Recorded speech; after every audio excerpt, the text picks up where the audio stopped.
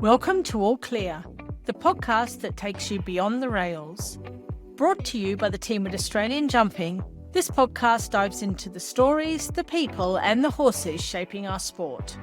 Whether you're a seasoned competitor or simply love the thrill of the clear round, All Clear delivers the conversations that matter.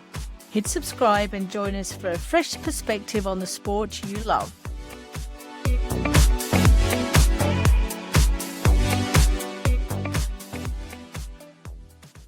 Today I'm joined by two women whose paths in jumping have come together in a very special way. Jamie Winning-Kermond, known to many as Jim, is one of Australia's most accomplished riders, competing successfully at World Cup level and representing at the very top of the sport. Her skill and determination in the ring have made her a familiar name to anyone who follows the sport. Alongside her today is Rachel Peel, not only a passionate horsewoman herself, but also the proud owner of the talented 11-year-old mare Talara Watt-Koblenski, known at home as Juno. Together, Jim and Rachel represent the rider-owner partnership that's at the heart of so many successes in our sport. In this conversation, we'll explore both of their journeys into jumping, how their paths first crossed, and the story of Juno from the day she arrived to the mare she is today. What it takes to build a trusting relationship between owner and rider, and why those partnerships are so essential if we want to see Australian riders thrive on the world stage. Welcome, Jim and Rachel. Thanks, Hi. Jo. So, Jim, can you just take us right back to the very beginning? What's your earliest memory with horses, and how did you find your way into jumping? I grew up in the city, went to school at Ascombe in Edgecliff. We had a family farm that my dad's parents owned originally, and there was a few horses on that that I spent time with as a kid and was a bit interested. My mum's family had a background in racing. Her grandfather was George Ryder. He had a lot to do with the Golden Slipper and racing background people would know. And then I was like, I think 8 years old, and a friend of mine from school got me into a riding camp at Centennial Park, and then I just kept going after that. So a girl from school riding in the city, and then it went on. So what about you, Rachel? What first drew you to horses? So I grew up on a farm just in the Hawkesbury, and when I was about 3, my grandfather brought home a horse for me and my sister, and that's kind of all where it started, and it hasn't stopped ever since then. My family's got a background in horses. We used to have horse-drawn milk carts back in the city, and so that's where it started. And then I did pony club and got into show jumping through that. So can you share, both of you, a little bit about how your paths crossed? Rachel, I believe that you've been at Yandu for a while. Yeah, so I came to Yandu when I was kind of in year 11 in high school, so it's a while ago now, maybe 8 or 9 years ago. And I was training with Emma and Josh. I bought a horse from Emma, and I started training with her at Yandu. And then I think I spent a week there during school holidays and left my horse there. And then I just never brought my horse home. And then I met Jim and Kerm when they moved back from Europe. And then I just haven't left Yandu since then. You've been at Yandu for a while. And is Juno the first horse that you've owned that Jim's been competing on? Jim's kind of competed my horses on and off over the years for me. I had a thoroughbred a few years ago that she did a bit with, and normally Jim will get on and take them to shows and like to get them a bit more exposure and whatnot. So that's kind of something we've done over the years, but always to make them better for myself to compete. So yeah, this journey with Juno's a bit different than what we've done before, but it was unplanned because we bought Juno for myself. And then, yeah, now we're ended up here. Do you want to go into a bit of detail about how Juno came into your life then? Yeah, I think it was nearly 3 years ago now. We were looking for a second amateur horse for myself, and Jim found 2 that we went and tried down at Phil Lever's place, and one of those was Juno.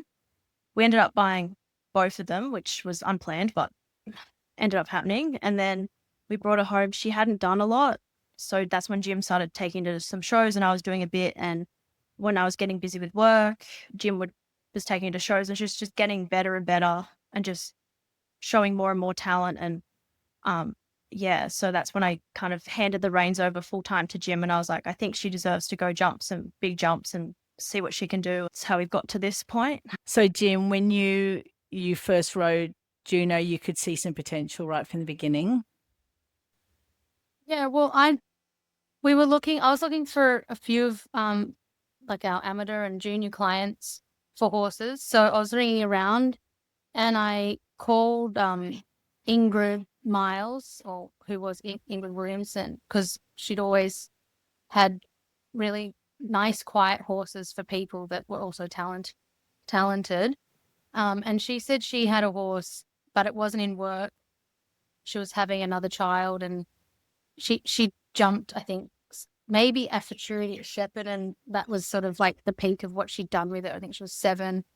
And she said, oh, she's showing a lot of potential. And I sort of said, that's great. Like, what she's doing now is what she needs to do forever. Like, I don't think anyone's going to jump. If she can jump a futurity, that's enough. And she just said how quiet she was or whatnot. And then we'd been down at Boney, I think it was at Oz Champs. Rachel can correct me when I get my details wrong. And I'd seen a horse, Parker, that was from WA. The girl who had Parker was based at Phil Lever's. So I'd already planned to take Rachel down to maybe look at him. And then when I called Ingrid, she was like, I've got Juno booked in to come back into work at Phil's. Can you give it 3-4 weeks till she's had some work and you can try her? I said, oh, okay, but can you hold it for me? Like, if it goes to Phil's and gets work, like, can we be the first ones to try it? And then it worked out. We were going to look at the two and pick the one that was more suitable. And then, so we went and tried both. And I said to Rachel, I said, look, vettings don't always go to plan. I think one's really good for you now, but I really think the Juno horse is good now, but it might do more for you. It'll need a bit of work on the flat, and then that sort of is Josh's job. And Phil said the same thing when I spoke to him before we looked at it. He said, oh, I need a bit of time with its mouth. She's always had, that's probably like the one thing we work on a lot when Rachel was riding her and myself. So I said, I think if we put a bit of time into her, she'll be a great horse for you. And I think Parker's ready to go, even though he was actually a year younger anyway. So I said, vettings aren't always a sure thing. Let's vet them both, and one will stand out clear as the one to go with. And we vetted them both, and they both vetted really well. The other interesting thing that ties Rachel and I together is our fathers get on really well. My dad's completely in awe of Rachel's dad and all his machinery that he's had and the milk carts and all this sort of stuff. And I understand my dad and her dad to be the same. So I knew when I said, oh, I think we should buy both, Lynn and Rachel were like, David's not going to like that. And I was like, I know, we'll talk to David. I think we'll sell him on that it's, we'll keep them both for maybe 6 to 12 months and maybe you pick one or whatever. But I think getting those two horses at the same time was possibly the best thing that ever happened, because Rachel just clicked with Parker straight away, and she got to take her time with Juno, and Rachel got to compete Juno in some amateur championships, like up to 115, 120. So it wasn't like she never rode her in the ring, and Juno was a great horse for H, and it actually taught her a lot to not use her hands too much, because if you touch Juno's mouth, she doesn't like it. So it was a good incentive. Rachel was like, oh, I won't touch the mouth. So it was really, I think riding the two horses got Rachel going really well on both of them. I understand that Rachel ended up leaving when she finished school and uni. She ended up, and she got a job pretty quickly, and then was time poor. And she sort of said, look, I probably only have time to ride the one. Juno looks like she's going to do more than what she's doing now. And then she was like, you can ride her and I'll just keep ticking away with Parker. And then that's what happens. I think that was the early stages of the Juno thing. And I think I only jumped her. I didn't jump her a lot when we tried her. And Phil had really nice things to say about her. But even like I never jumped her big because I was trying her for Rachel. But even over 120, it felt like she was stepping Cavalettis. And I kept saying to Rachel, this will be great for you because you can jump 120. It'll feel like a meter. Like you'll jump bigger and you won't even know you're jumping bigger. Like it'll get you going into the bigger heights. I think the greatest thing about her, every time you go in the ring, like even a big track, and I know she's trying, she just never feels like it's a huge effort for her. And that's reassuring to me as a rider in those big classes, because when you walk the course, I've got a lot of confidence in the horse. I need to make sure I do a good job, but I know that if I give a decent ride, she just is never struggling at anything. Has it been a fairly smooth development process for her? From that time when you first got her up to World Cup level where she's at now? Again, Rachel probably can answer that better than I can, because my my clear memory of how of timelines and everything. But if I look back at my best guess, it was like I ended her at section 3 at Sydney Royal, and Rachel's family's always had a really strong connection with Sydney Royal, so it was really nice for me to get into the section 3 with their horse, because they're there every, they love every part of it. They have the milk cart. They're really associated with the Royal in many ways, as well as the horses. So I was excited about that. A bit nervous how she'd handle the atmosphere, because you just never know the first time. And I think she won the first class, or Yeah. I think she won. Anyway, she ended up leading section 3 horse. She was the most quiet horse on the buckle to do the grand parade. The public came in the stable. She's just like a teddy bear. But I just remember being nervous. Oh, I wonder how she'll handle the atmosphere. I knew she'd jump the jumps.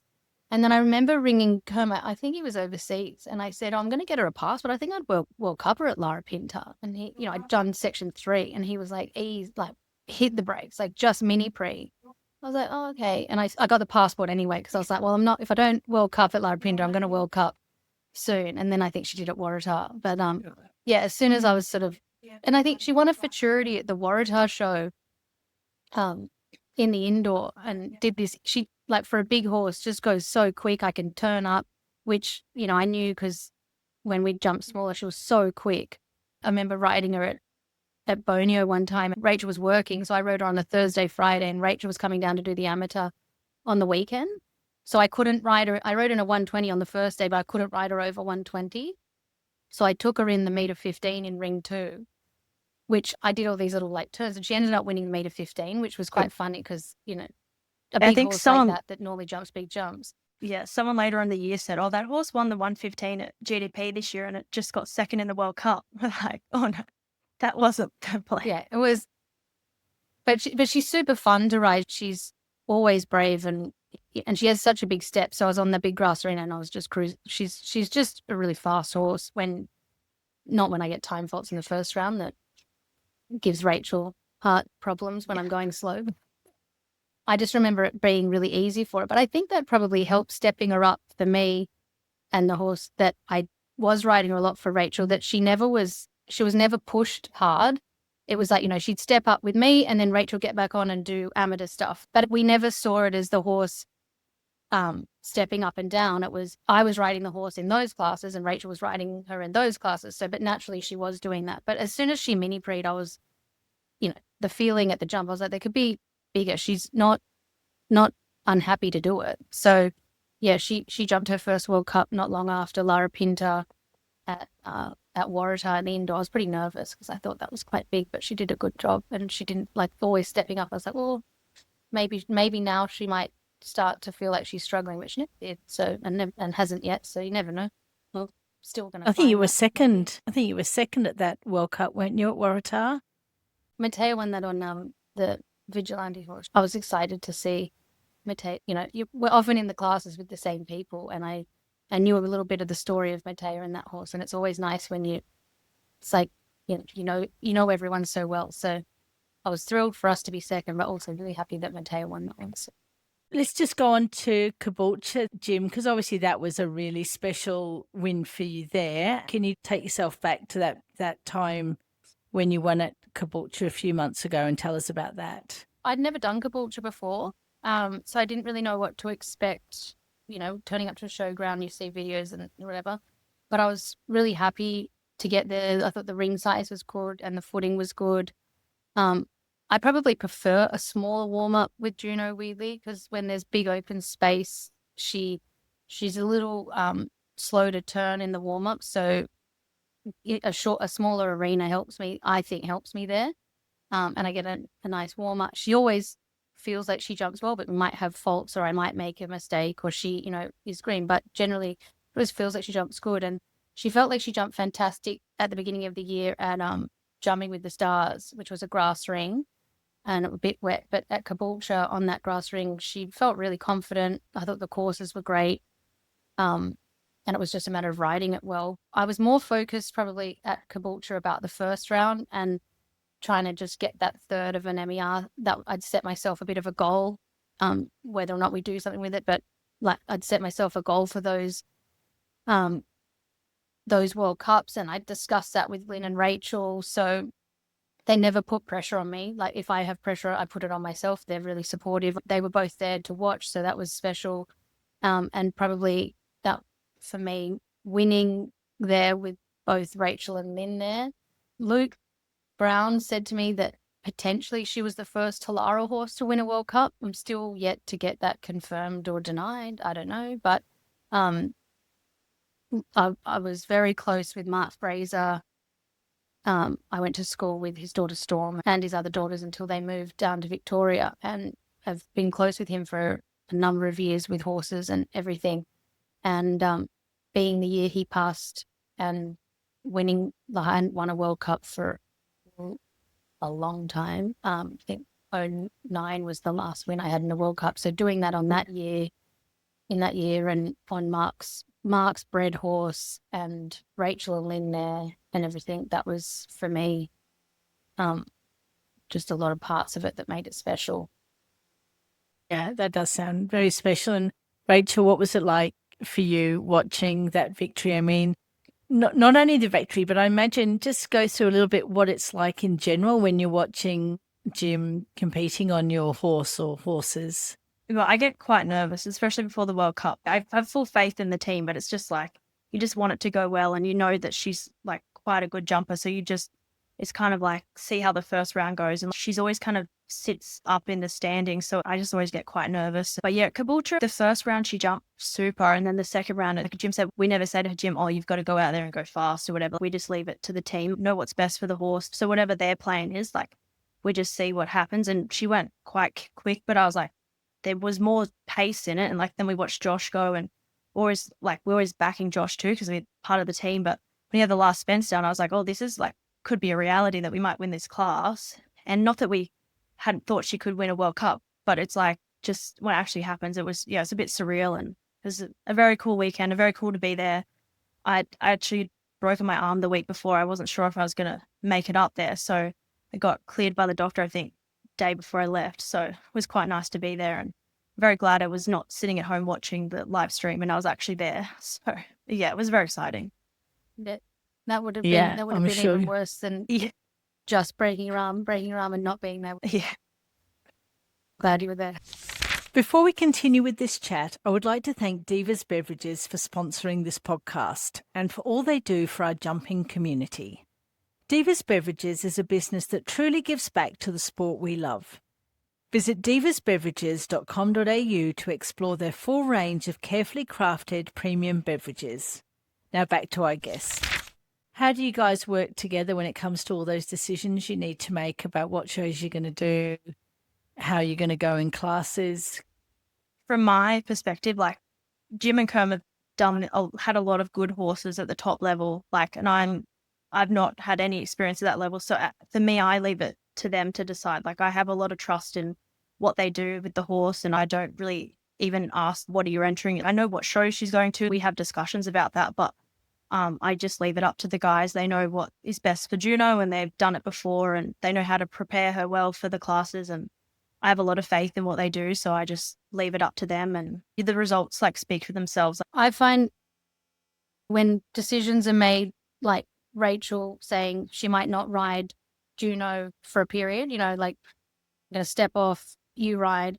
We often will get together for like Lynn, Rachel, myself and Kerm and Emma and Josh, we'll get together we'll plan a dinner or something, try to make it, something enjoyable, not just sit around the stables, but we normally look at the year ahead, and we might say like, how long do you want me to ride it for? And, and have those discussions pretty early on, not week to week or month to month. We'll look at a year out, and Rachel will go, well, I'm not busy at this time, or I have a holiday booked at this time, or I've, whatever's happening.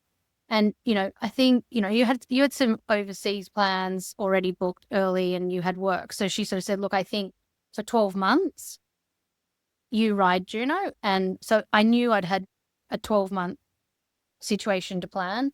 So then with Kerm and I, with Em and Josh, we know what shows we're going to, and we might look at the classes and sort of say, by this stage, if everything's going well, we'll say to Rachel, we'd like to start Juno at, like I always talk to her about the Sydney Royal, the Mini Prix, the World Cup, these are the World Cups we want to do. She'll need a rest. I think last year, like Rachel even said to me I chose not to start her in the World Cup at Summer Classic. Just for me, being a younger horse, I thought just the footing for her wasn't her ideal footing when it was quite wet.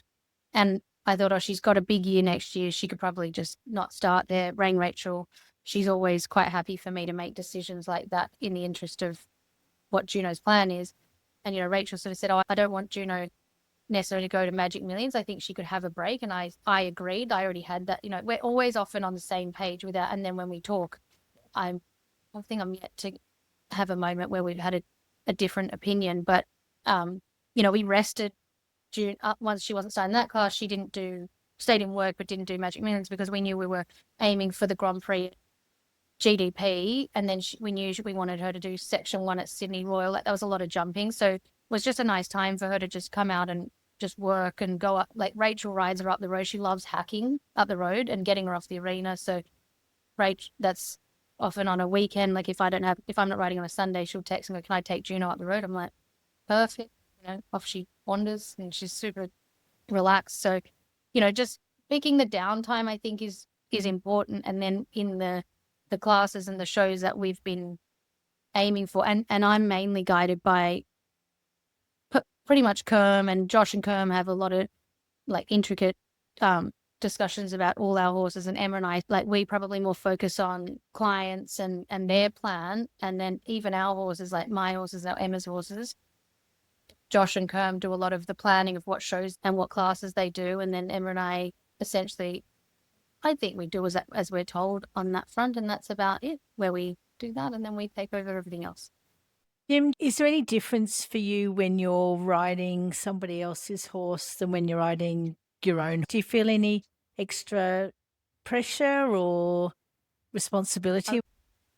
I think the toughest person I've ever ridden for is my dad. So Rachel and any other owner on that, they're really supportive, and like Rachel and Lynn are great to ride for because they understand horses.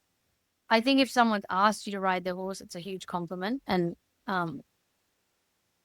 they trust. I think that means they trust you and that they respect you as a rider. So always want to put your best efforts in for whatever horse you ride. But I think when you're riding for someone else, I don't think there is pressure sometimes, but as I said, not that I feel put on by the owner. More pressure you put on yourself for that fact that they've trusted you and respected you and chosen you to ride their horse. So I put pressure on myself to then try to do a job that's worthy of that. And sometimes that's clear rounds or ribbons, and sometimes it's just giving the horse exposure around a bigger track or a spooky track. Lynn and Rachel are horse people, but I always try to say that we're in the service industry, not just the horse industry, because you're trying to provide a service. And that's the same as when you ride the horse in the ring. As I said, you're not necessarily only riding horses to win ribbons. Like a lot of the time, you're trying to get the horse in a certain way that they're better for the client that gets on, or that the person who's putting you on, they want to sell the horse. So doing the best thing. Sometimes going fast and winning ribbons isn't necessarily the best thing, and sometimes it is. So I'm often just cantering around for time faults on a lot of horses I ride, but it's been really nice with Juno and Rachel that it's also now become more about, with seeing where the horse can go and being competitive at any level. And it's fun. And I feel like, we have a big team here, as Rachel said, but I feel like quite a team with Rachel and Lynn with Juno and doing that. So even Ingrid, who had the horse, she's always messaging Rachel and myself every time it jumps. She's stayed really heavily involved in what the horse is doing, and stayed in contact with myself and Rachel. It's always nice. You come out of the ring and Rachel's at the ring saying congratulations, and I pick up my phone and there's Ingrid's text me. So, and Anna Jane Fraser, and Mark, they always felt connected to that horse. So there's owners, and then there's breeders, and then there's previous owners. When you're riding a horse like Juno, or for another owner, that it's not necessarily just the owner, it's the whole team that come with it. So I don't think I feel extra pressure riding either Juno or horses for other people, unless, of course, you do a terrible job and then you're looking for an exit out the other way. But that's more that you don't want to, or you just come out and say sorry. I was going to ask how you deal with those ups and downs when things don't go exactly as you planned. I get pretty angry at myself, but I think one thing that I find very therapeutic for my riding is all the teaching I do, because I have a lot of advice to my students who can be hard on themselves, and things don't always go to plan, and I have all the words to talk them out of, like, it doesn't matter, it's a bigger picture thing, and it's just this and that. So then when it happens to me, I think I walk out and I'm like, take your own advice. It's a big deal. So all my words from the week before in every lesson come flooding into my head. Yeah.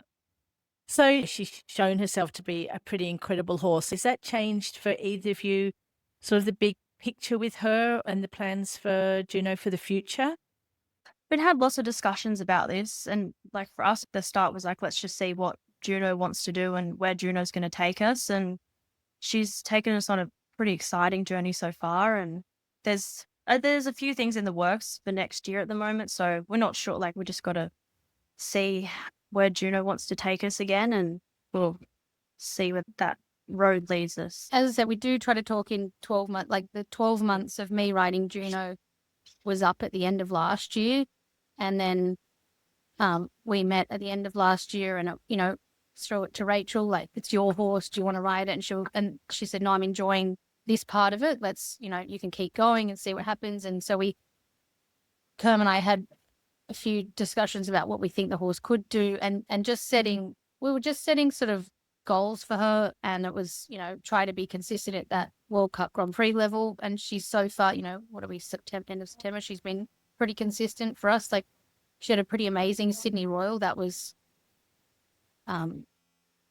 not surprising, but we knew she'd jump well, but every day in that section one, she was fantastic. So that was a goal, the section one there. And then also the World Cups being the MER World Cups, the Outdoor World Cups being for the qualification. We set a goal to get her qualified, which she's done now in it. Like, she had 3 starts and did it in the 3 starts. So that was exciting. So yeah, we're talking with Rachel and Lynn about what they want to do and what we want to do with her going forward. And obviously a lot of people in Australia are now making their plans if they go overseas or what they're doing. Like, I think Phil's talked about it as well. And it is difficult making set plans when it's a bit unknown. But we did say we would like to take the horse overseas if everything was going well. So we're probably now starting those discussions.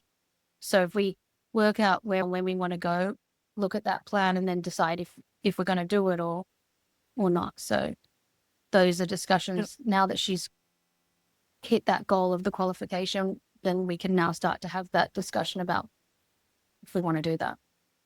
So I just want to chat about the bigger picture for a minute about rider and owner partnerships. So Jim, first, in your opinion, why these partnerships with great owners like Rachel and Lynn, and why they're so vital for the future of jumping in Australia? Well, I think everyone has their own opinion of if it is important or not. I think it's important because you often get people with great horses that, like Rachel, she could have been an amateur horse for Rachel forever, but Rachel made that decision that she didn't have the time, and the horse went and did what it can do. There's other people out there that don't ride and just have a passion for the sport. Like, I've ridden horses for Pip and Sue Middleton for a long time now. Like, Rachel and Sue have been a part of Yandu here. They know each other really well. And Sue rides a little bit, but she's just always had a passion for owning horses. And it's nice for her too. She gets on with Rachel Lynn. We form a team that, even if it's not one of her horses doing well, I think someone like Sue, who's been associated with us for a long time, gets a thrill for these guys that their horse is.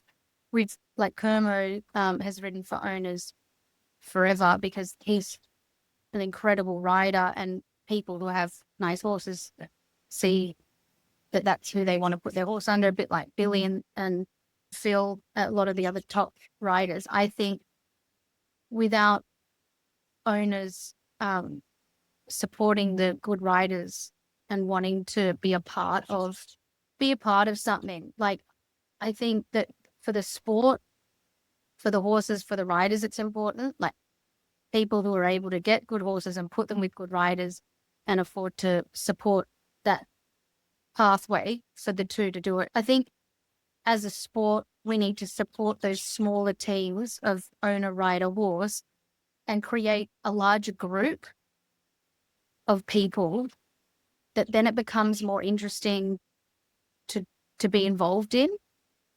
I'm probably waffling a bit about this, but like, yes, I think owners in sport are important. I think having good horses and good riders is important. I think a lot of the people on your podcast have said all those things. But I think what is important is creating a more team and community environment around being involved in stuff like that. I think eventing does it really well. I feel like owners in show jumping in Australia at the minute, there's not so many and they don't get together. It would be so nice at shows if we had, even if we said, like, you have an owners group and everyone gets to go and talk about everyone loves talking about their horses and their riders, and a little more recognition of that would be great. I think that support of the owner rider situation, if we can start that now, like, you see a lot of fantastic young riders and juniors coming up, and often juniors and young riders are supported by parents or family members, or get older horses from other riders, supporting good young riders. And then you get to a point where you go, what do I do? Maybe they have the skills to bring up young horses or something. I don't know, but we've always tried to have young horses coming through. But I have probably a different opinion than some riders, because obviously I ride for owners, but I'm also an owner. Like, I've always enjoyed having at Yandu, if we have horses, like when John O'Berry was here, I thoroughly enjoyed him riding our stallion Quincy, like Kermo rode Napa. It wasn't a horse. I mean, eventually I rode it, but it wasn't a horse for me. Brooke Hickey rode it first, but that horse with Kermo could do great things. So yes, I ride, but our family put that horse with Kermo to support him to where he was going. And Emma and Josh now, if there was a horse here that we owned that could take them through, I really enjoy watching other people ride our horses. So I like being an owner. I like being a rider for owners. I have an understanding of both parts of that relationship. And I think it would be nice if we formed some sort of community or group for owners and riders that encouraged more of that relationship at a top level. I think that's something that really could be looked into. So, Rachel, what have you found the most rewarding part of this partnership, watching Jim and Juno together? I think for me, especially, like, I'm an amateur rider. I'm happy to be an amateur rider, but being able to have a horse that's jumping around World Cups, like, we now own a horse that's won a World Cup, like, without having Juno, I'd never be a part of something like that. Like, I don't have aspirations to jump World Cup myself. Like, I'm more than happy being an amateur, but it's kind of, we've got to be a part of the higher level of the sport, but without actually being a rider. Like, and like, we're so lucky, Andrew, like, we're an amazing team. Everyone, when we're at like the World Cup on the weekend, the whole team of us is sitting there all so stressed watching every Yandu rider in the World Cup. And when Juno comes out, everyone's wishing you good luck. And it's just a cool team to be a part of and to have that much support. And like, she's become a really good horse, and it's just exciting to see how she goes. And she's just a lovely mare, and it's just been cool to be a part of like her story and to have Jim a part of it too. Like, we've known Jim for so long now, and it's just been a really fun and enjoyable experience. And if there's somebody listening who's thinking about becoming an owner, what advice would you give to them? I think definitely to work with someone that you trust. Like Jim was saying before, me and her are like on the same page with most things. I don't stress from day to day, or what's Juno, what's happening with this, I don't have any stress. Like, I know anything Jim needs to tell me, she will tell me. But with plans, I don't have to stress. I'm like, oh, the footing doesn't look good. Like, we shouldn't start Juno. Like, Jim and Kerm are already thinking about that stuff. Like, I have no stress like with this stuff. They cover all of it. We have a really good relationship and we have a lot of trust. And I think that's like the most important thing, is just having that trust there. and it makes it enjoyable for us and enjoyable for them too, that there's no stress and we don't feel like we have to be hovering over them, telling them everything they've got to do. There's none of that at all. The team at Yandu, they look after Juno better than you could really even ask for, like, especially like Steffi at the moment, like she's her main, looks after her mostly, and like watching her at Willinga with Juno, like she knows every inch of that horse. If there's anything wrong, Steffi's got it covered, stuff like that. There's no worry from our side because it's all under control and handled. And yeah, so I think, yeah, definitely trusting in your rider and the team that looks after the horse is very important. So we've got a tradition that the previous guest leaves a question for the next guest without knowing who that will be. So now I've got one question which I'm going to ask both of you. And the question comes from James Arkins. And he would like to know what your funniest or most embarrassing moment in the ring has been. Jim, do you want to start? I've probably got two. I once took my horse Vangelo to New Zealand and jumped it at the Horse of the Year show. So like the big money, it was the year there was a lot of money on it. And Pete McMahon on Genoa and I were the only two clear rounds in the first round, which I was shook. And then I came out. It was like so much build up for the second round. And I was second last to come out because Pete had jumped quicker than me. And I got eliminated at the first fence with 2 stops. It was very embarrassing. Nearly fell off twice. And then the other one was riding Nicholas in the senior titles at Werribee in the final class it was to try and get an MER. You had to be 8 faults or less. And I was jumping clear till I think I had like a left turn and 3 jumps to go. And I landed and he turned right and I was hanging on to his neck with like my foot on the saddle, like I was on the side of the horse. And I climbed back on and finished with 7 time faults. So it was good, but it was very embarrassing. I had to yell at a person coming to help me, like, don't touch me because you'll eliminate me. And I was just like climbing back on, very embarrassed. How about you, Rachel? Have you had any embarrassing moments? I don't know. I can't really think of anything. I've done 2 strides and a 1 stride double on Juno. That was a bit embarrassing. Jumping around, I think it was a 115 at GDP. That was a little bit embarrassing. I don't know. I think that could be mine. Jim might know more because Jim watched really good. Rachel was in a jumper for a speed class on Parker at Bonio, and I told her to do an inside turn, and she half did the inside turn, but Parker locked onto an oxer backwards like 3 strides and eliminated herself jumping an oxer backwards. Trying to do the inside turn. I think it was 1 jump from home. Yeah. We were laughing, but it was fun. But it was devastating. So now I'm going to ask you each for a question to ask our next guest, and then they're going to get 2 questions. So have you each thought of a question that we can ask the next person? I was meant to. But Rachel can go. I think for me, like a question that like always interests me watching top riders and high level riders go into the ring is like, when you're going into a big class, like what do you do to get your head in the game? Like how do you get mentally ready to step into the ring for a World Cup or a Grand Prix? Well, I did think of one when I was riding. I just forgot that I thought of it, but I was going to ask at Australian shows outside of what happens in the ring. A, what do you most enjoy about shows in Australia? And B, what do you think would be better outside of the ring shows in Australia? That's excellent. All right, guys, just want to say thank you so much for taking the time to join and chat with me this afternoon. That was really interesting, and I think people are going to really enjoy it. Thanks again. Thanks, Jo. Thanks, Jo.